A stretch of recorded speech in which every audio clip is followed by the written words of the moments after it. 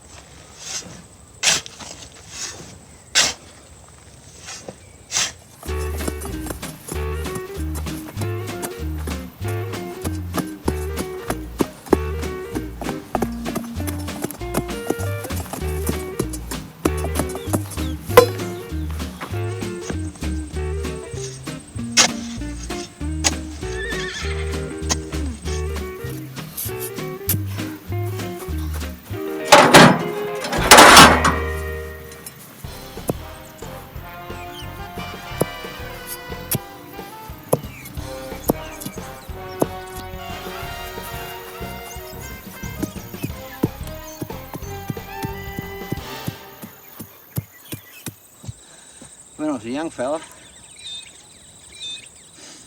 I used to have to go and dig a hole and get more dirt to ram up. I'm getting soft now. I have to spread the dirt out.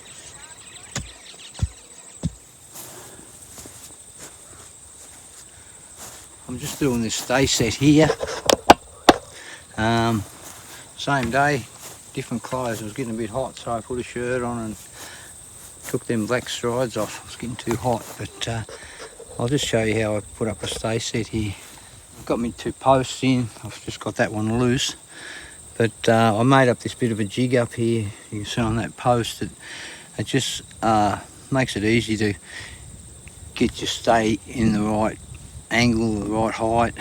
Yeah, it's just something I made. I thought it just made it a bit easier. But what I do is put a pin in the strainer post and the stay will go on that. It's only just to hold it in place, and then anyway, you'll see what I'll do.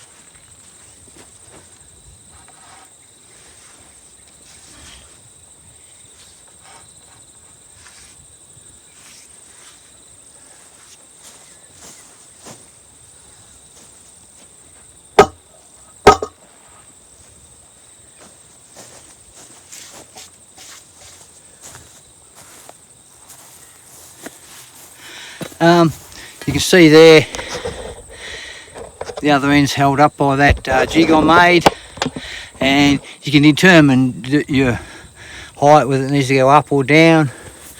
I'll just take this off and give you a closer look. What I try and do when I'm working with treated pine is not to cut the pine at all, so I try and fit my stays and that up without having to cut ends off stays and things like that. So I've got this jig here that I made up out of a G-clamp, and it holds it in place. If I want to lower that stay or raise it, it's easy. And yeah, so you can see what I'm doing there. I haven't filled this hole in. I've rammed him up slightly, but just in case I have to alter it a little bit, I can. So yeah, that's basically what I do. What I'll do now is get my level that I want. I'll drill the back of this post and I'll drive a bridge spike in through it. So you can see there I haven't cut any treated pine. But they say once you cut it you open it up, but I don't know. But I just try and do it without having to cut it. So yeah, very hot here today. Okay, I'll keep going, guys. Yeah, so there's that stay set up, guys. I've just got to run the wires in it. See this end, put a big spike in that. What I do here is, I'll show you when I do it, I put a bit of tin here. I cut a slot in it, set it down over top of that, and then when the wires go around it, and you strain them, it doesn't happen immediately, but I've seen a lot of posts that get mushroomed from the wire cutting into them, and the top of the post will mushroom out. Doesn't look very nice. So this is the modern way of doing it. The old way was big old strainer posts or corner posts, and you'd mortise to stay into them either end. But with this pine, it's just all button it up. So this is spiked this end and that end, and then I'll put the stay wires around it. I usually do 3 loops, sometimes 4, and I've got one to go off this way down the other end there where you see me put the post in this morning.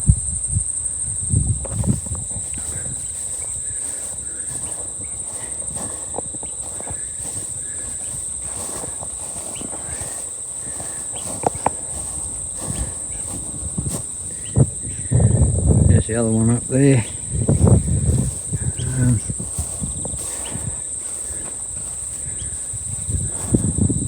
It's hot today. Might knock off a while, I think. Got to go and get a bit more fencing materials.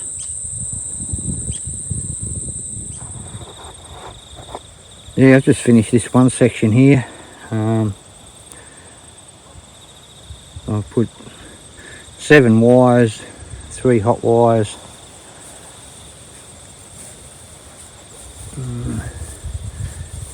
Goes down there to those trees where I started off the other morning.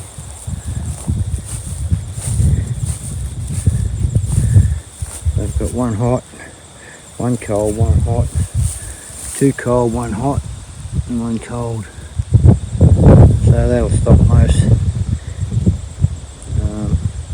horses and cattle, sheep.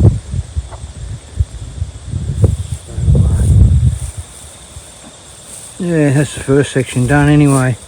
There's those bits of tin I was saying about I put on so the post doesn't mushroom from the strain around it. Terribly windy here now. Yeah, so this is the next section. I'm going about halfway up where you can see where that starts to turn to the right. I'm going to put a gate there, and then I'll continue on to the road.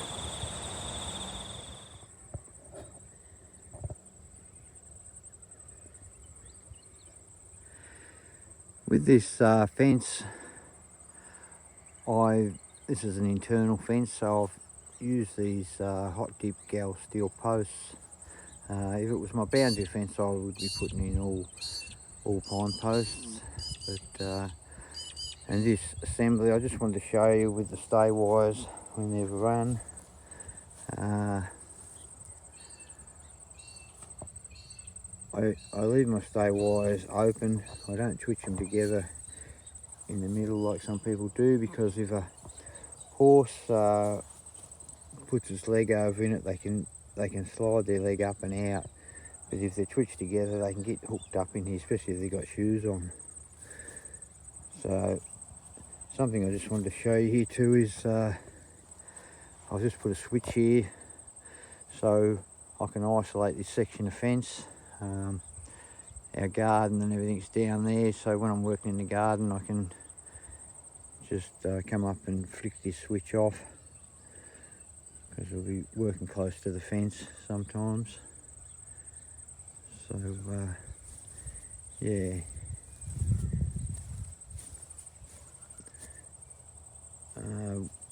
you can see where I've got the hot wires. I've put